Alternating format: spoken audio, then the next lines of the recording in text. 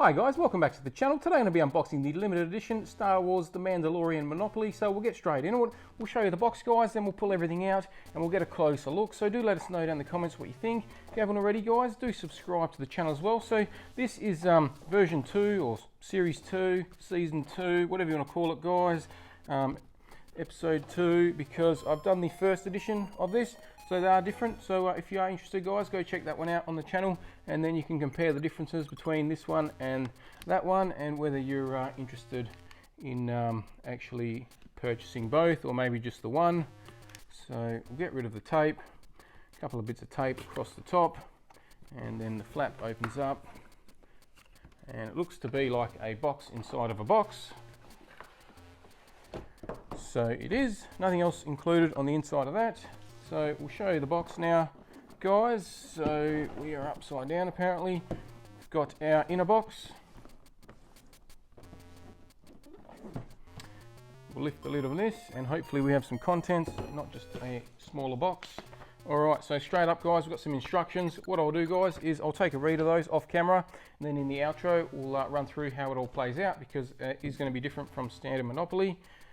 First piece to check out is the game board. Very nicely detailed guys, quite impressed with that detail all the way through there. So obviously got all the characters from season 2 there, which is quite nice. Okay, we have the playing pieces up top. We have some cardboard pop outs. So we've got cardboard pop outs for the Sith there, the Emperor pieces. We've got some currency here, so you've got gold and bronze. We've got a couple of dice, so you've got a green one and a white crystally coloured one. We have a set of playing cards here, which will most likely be the characters or the properties that you purchase. So they seem to be locations, so very nice. On their back they have that image, and then on the other side they have the image of the location. So apologies, the cards are different. So we have character cards, which will be playing cards. Then these are probably pickup cards. Long live the Emperor. Pickup cards. Okay. Cool. So they're pickup cards, guys. These are your property cards. So you got images on both sides of there, so nicely detailed. And then you got character cards.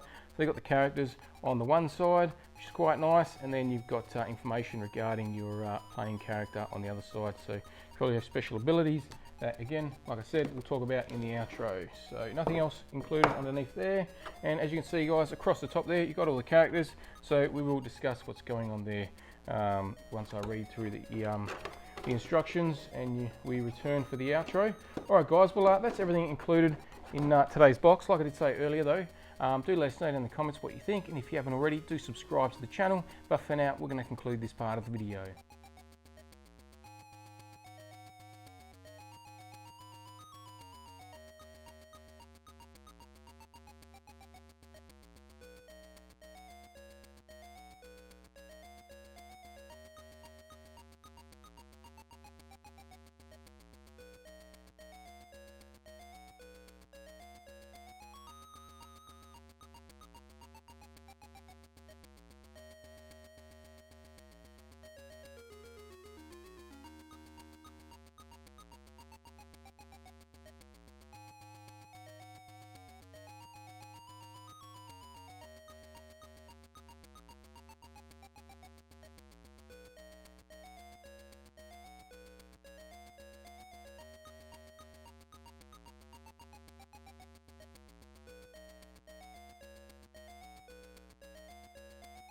Welcome back guys. So got it all set up and took a read of the rules, so hopefully it makes a little bit of sense. Basically guys, you set up the board like so. So you have your player tokens obviously on go. Highest roll goes first. You move around the board clockwise. You've got Grogu's ability card, dice, and he starts on just visiting. Basically what happens is once you pass him, you collect him and he comes with you. Then you swap dice, you start rolling with the green dice. That's only got numbers 1 to 3 on it, so you move a lot slower with Grogu as opposed to 1 to 6. And then once the next characters that your opponents, I guess, that you're playing against get to free parking, then Grogu tags along with them. So you go around the board, you go to free parking, the next person to go past free parking takes Grogu until the next person goes back around to free parking space.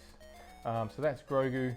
Basically after that you've got, when you land on the location spaces, so you can purchase those. So you can either purchase them or auction them if you're not interested in purchasing those. You also start with 150 credits, so you've got 2 of the gold ones, which are 50 each, and you've got 5 of the bronze ones, which are 10 each. You've got your Imperial Troopers. They start on the Imperial Advance spaces on the board. So you got your Stormtrooper, your Dark Trooper, and your Moff Gideon.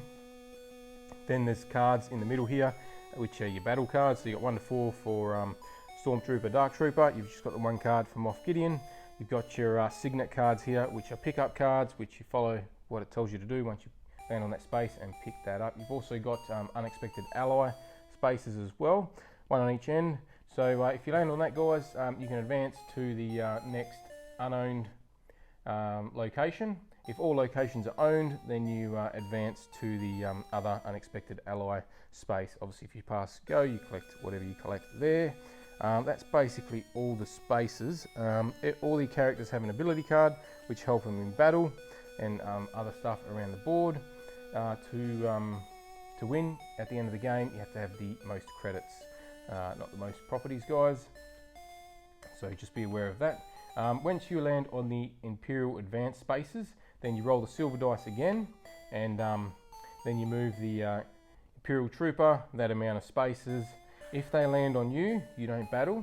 It's only when you land on them or go to pass them that a battle occurs as well. So if you're going to go past them, say they're 2 away and you roll a 5, you immediately stop where they are, and that's when the battle takes place. So you pick up the top card, obviously being 1, and then it gets more difficult when you get to number 4.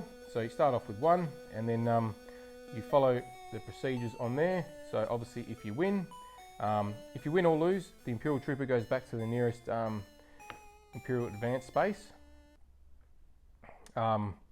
If you win, you keep the card from the deck next to your playing pile. If you lose, it goes back onto the top of the pile. You can't move Moff Gideon until you've defeated either one of the Stormtrooper or Dark Trooper, all 4 cards for the 1 person. Obviously you can do multiple for each, but you have to knock one out completely. Obviously if you remove the last card for the Stormtrooper or Dark Trooper, then instead of moving them to the Imperial Advance space, they move off the board game because they're out of the equation. And then you can start moving Moff Gideon.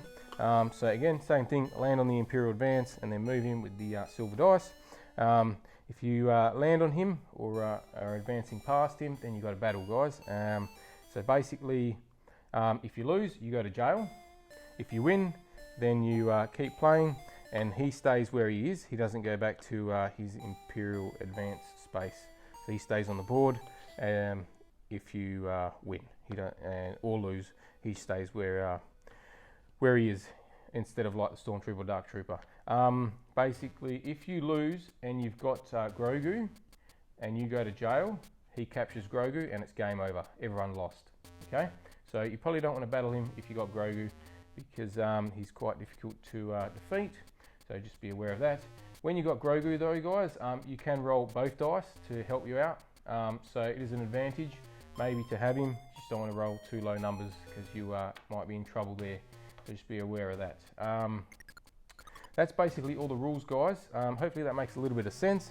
So do let us know down in the comments what you think. And obviously, if you did enjoy this video, guys, don't forget to subscribe to the channel before you leave. Hit the like button. If you didn't, hit the dislike. Once we get to the next milestone, we're doing the next giveaway. So do subscribe if you're running for that. And we'll catch you next time.